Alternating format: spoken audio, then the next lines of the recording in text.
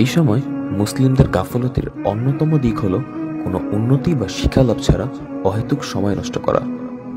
ফলে স্মরণীয় ঘটনা আসে কিন্তু মানুষ স্মরণ করে না, নানা বিপদ আপদ ঘটে কিন্তু কেউ চিন্তা ভাবনা করে না।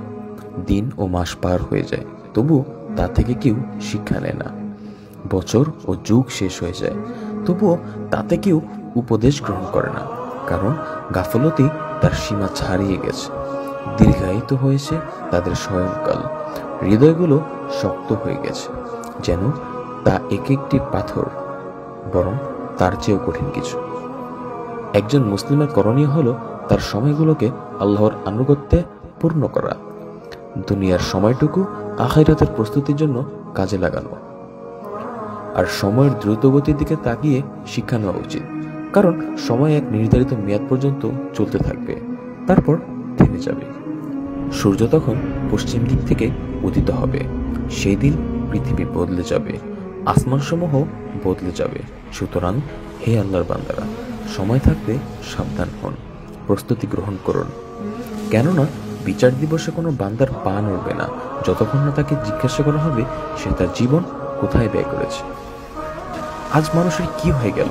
তারা এমনভাবে জীবনযাপন করছে যেন তাদেরকে কোনোদিন প্রশ্নই করা হবে না, যেন তাদের কোনো হিসাব নিকাশ হবে না। অথচ তাদের সমস্ত কাজ এমন এক কিতাবে লেখা হচ্ছে যাতে ছোট বড় কিছুই বাদ যাচ্ছে না। যেদিন প্রতিটি ব্যক্তি তার কৃত ভালো কাজ সামনে পাবে, আর যে খারাপ কাজ করেছে সে চাইবে যদি সেগুলোর সঙ্গে তার একটি বিশাল দূরত্ব থাকত।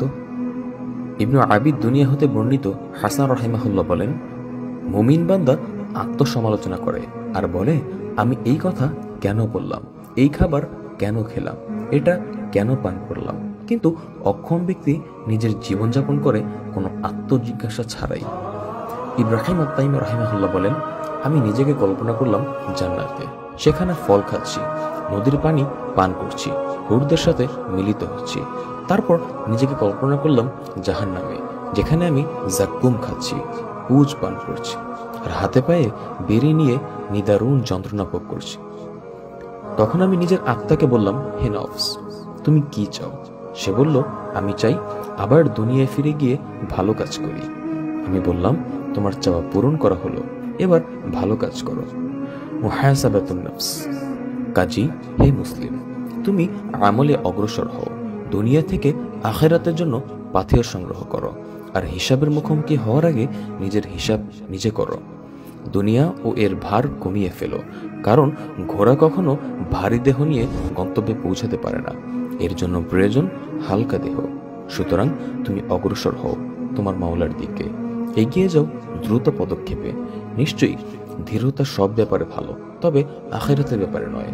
আর সবচেয়ে উত্তম আমল ও শ্রেষ্ঠ ইবাদত হলো দ্বীনের সাহায্য করা ও আল্লাহর রাস্তায় জিহাদ করা এবং এর সাথে সংশ্লিষ্ট আর যা কিছু রয়েছে।